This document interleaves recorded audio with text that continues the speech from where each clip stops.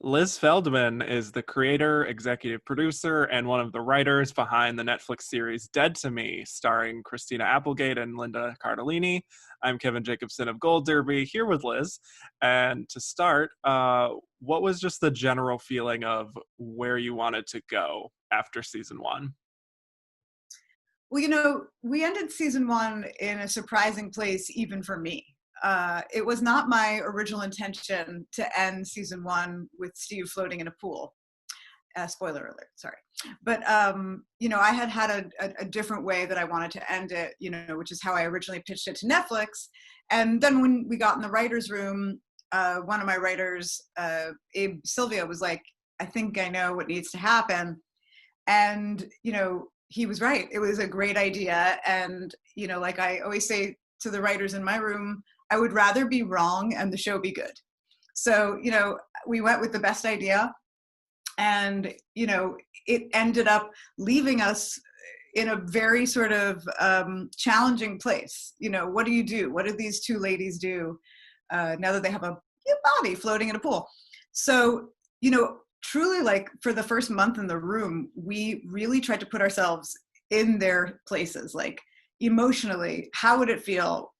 Literally, as a petite, 40 something woman, how the hell am I going to get rid of a dead body? So, we had a lot of discussion, and honestly, like, our own turmoil, because we really do try to write from a place of empathy at all times. We really love our characters, we feel for them. And so it was it was quite a conundrum of, like, how to effectively handle that this season, and how to also then move, beyond it. So, we did our best version of that, and it ended up being, I think, hopefully really entertaining. Definitely was, for sure. So I'm not sure when pre-production began or the production itself for season two, but I remember the show was renewed last June, Mm-hmm. and the very next month, Christina Applegate was nominated for an Emmy. Yeah. Can you talk about just what kind of confidence that gave you heading into the second season? I mean, look, from day one on the set, both with Christina Applegate and Linda Cardellini, I was just confident in their talent, in their ability to bring those characters to life. We can only do so much as writers. We can put it on the page, but it isn't anything until they embody it. And, I think I said maybe like on day 4 of production of season one, I like leaned over and I was like, Christina Applegate is going to get nominated for an Emmy. Like, I just was like, having nothing to do with me. It's just like, she's so fabulous. And literally every day on that set, watching those two women perform is a gift. Like, they're incredible, and every take is good in its own way. And that is incredibly rare. It's really, they've just both got something so special. And so I was, of course, I was like extremely, proud of her, but not like totally surprised when she got nominated, because she's really wonderful. I mean, and what we asked her to do was really challenging, and I think we think of Christina as like, this classic great comic actress, and, lo and behold, she has this unbelievable heart and pathos inside of her that, just was absolutely next level. So it made me feel excited about being able to write sort of whatever we wanted in season 2, to give them both, as much sort of like candy to work with as possible. Yeah. And looking at season two, it felt like there were more scenes of just the two of them really coming to terms with what they've done and having some really emotional breakdowns, especially Judy. I mean, the show is still a dark comedy, but you're not afraid to just really go there in terms of some very emotional drama too. So can you just talk about finding the right balance between comedy and that heavy sort of drama? Yeah, I mean, it's, it is a bit of a, a tonal tightrope, if you will, but it really truly stems from the way I look at life, the way I experience life, which is that, in any, on any given week, especially recently, you know, you will be blown away by the things that happen. Like, just when you think everything's okay, a pandemic, so, I mean, and I've always sort of viewed life like that. I'm started as a stand-up comic, so I just look at everything through a comic lens, even if I'm at a funeral, even if I'm at a really low point, I can't, maybe it's a blessing or a curse, but I can't help but sort of look at what's also funny and weird and idiosyncratic, about every moment. So, and I think in many ways, Christina and Linda sort of share that same outlook. Like they get it too. They're both, extremely obviously sensitive and, deep feeling people, but also hilarious, so I think, we found the tone, within about the first like 2 weeks of season one. And I remember like Christina in this one scene, I can't remember exactly what scene it was, but she called me that weekend and she was like, what is the tone? And I was like, you are the tone. You are the tone. The fact that like you can go from making me laugh hysterically to making me cry in one scene, that's what I'm going for. That's my experience of life. It's never just like all good or all bad. There are twists and turns in life that if we wrote them, nobody would believe, so I just sort of go from an intuitional place of, when something does get, dark or sad or, emotional, I just always, make sure that there's a moment of lightness in there, if it's necessary. Yeah, that makes sense. And as far as that comedy, I just love all those little almost throwaway moments where Jen and Judy just go off on a tangent about something, and there's almost like a great improvised banter Mhm. there. Yeah. So I was just They do curious. improvise. They do. Yeah. Sorry to That's what I cut was you going to ask. Yeah, how much of that is scripted versus just what they're providing to the Yeah. scene? I was just excited to give them all the credit in the world because they do improvise.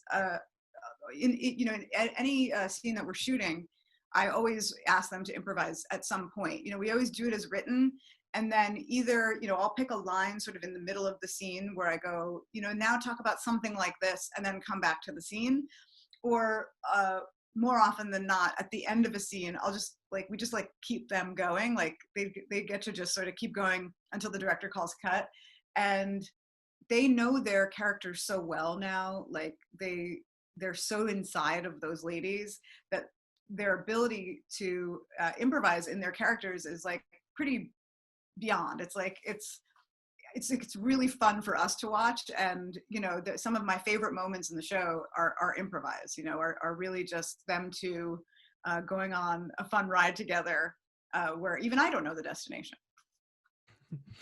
Well, speaking of kind of fun moments, at least from season two, we have the arrival of Natalie Morales, Mhm. and her character Michelle gets into a relationship with Judy. And what I just found so interesting is that it's not really dwelled upon that Judy is now with a woman. And I think there's such a natural kind of queer energy to the show to begin with. Obviously, the relationship between Jen and Judy isn't romantic, but they feel almost like life partners Mhm. to a certain extent. Like they just need each other. And then this with Judy and Michelle, there are some similarities, obviously, but it goes even further into the physical. What was the process like in the writer's room of really crafting these intimate relationships between women and presenting them in a very specific way? Yeah, I mean, well, to start, with the friendship between Jen and Judy, it's their friendship is very, much based on my friendships with, my female best friends. Um, I'm really lucky in that I've had lifelong friendships, or most of my lifelong friendships with multiple women, where we, literally met as girls. And there's an intimacy in female friendship, and I would even dare say a romance to it, because there's a closeness that we can get with each other, um, that is really, it's intimate and it's emotional, but it's not romantic. And so that's been my experience. And I'm a gay woman, and I have multiple best friends who are straight, and we just, there's never a question of like, what is this? Oh, is this something more than a friend? Like, no, we're just friends. But but like if we're going to sit on a couch, like we might get cuddly, or it's like, it's just, that's how we are. Because when, it's almost like a sister or family member. So, that's very much the spirit of the relationship between Jen and Judy. And, when we wanted to introduce a love interest for Judy, and we knew that we wanted it to be Michelle, I was just very deliberate about wanting it to just be a relationship, and to not be about anything other than the fact that Judy is moving on from a toxic relationship with her, now dead ex-fiance, into something new that could potentially be really good for her.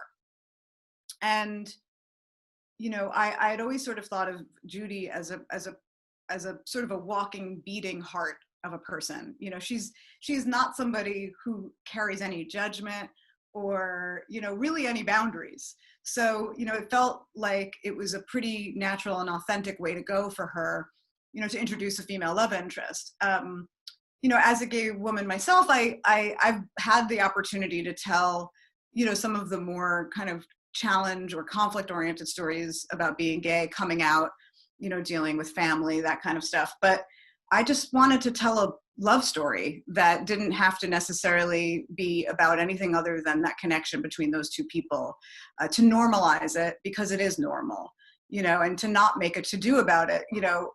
When I start, I've been in a relationship for a long time. I'm married, but when I was younger and I started dating, I didn't have to sit down with my best friend and go, I have to tell you something, I like women. We know each other. Like, it's not a big thing. So I just wanted to see that. I wanted to see something that transcended, the kind of stories that we've seen so often. I just wanted to see something, fresh in that regard. Yeah, absolutely. And I think that was very well handled. And I absolutely do ship Judy and Michelle. Just saying. Okay. Love them Great. together. Just love them. But just to get into spoiler territory a little bit, for those of you who watching, maybe, if you haven't seen the season 2 finale yet all the way through, you might want to back out for a bit and watch this later, the rest of this. But there's a big moment at the end of season 2 where there is a crash, and you could have just left it on Jen and wondering whether or not she might have died, but you don't do that, and she comes to, and it was a really great subversion, at least of my expectations for how you were going to leave us off with a cliffhanger. What were the discussions about just the specifics of that ending? We had actually multiple versions of it. We shot more than one, way out, so to speak. And again, it is about always riding that line of tone.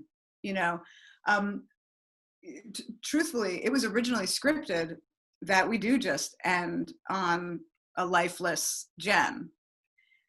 When we were actually shooting that, and on the day, I said, let's just get her coming to a little bit, and just like having a little exchange back and forth, giving a tiny glimpse of hope, that maybe she's going to be okay. And also just a little bit of lightness, because that's what we like to do on the show.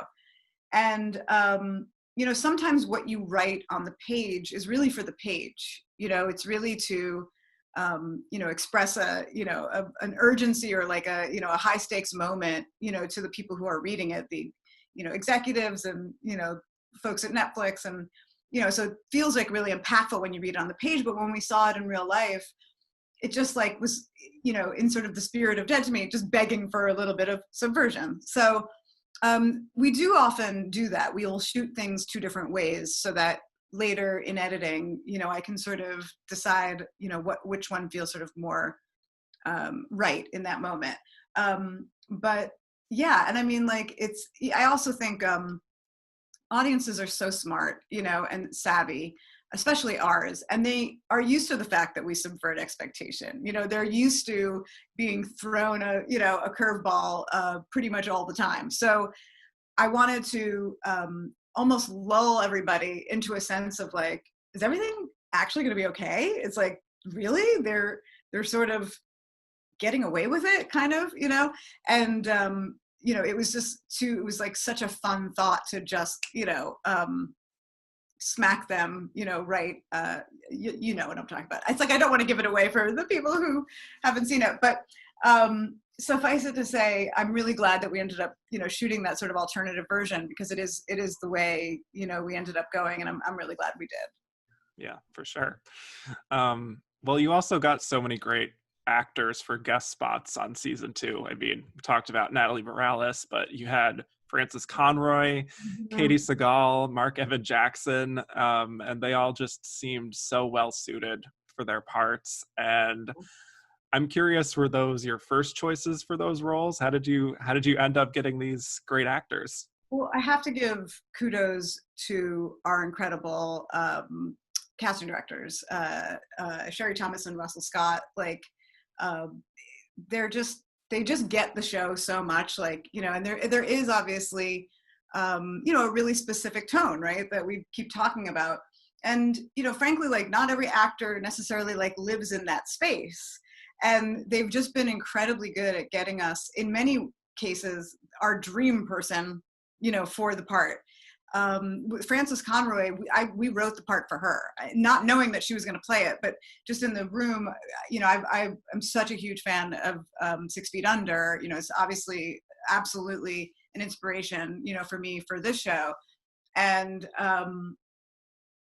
we were like, I couldn't think of anybody else but her. And so when she agreed to do it, it was like such a dream.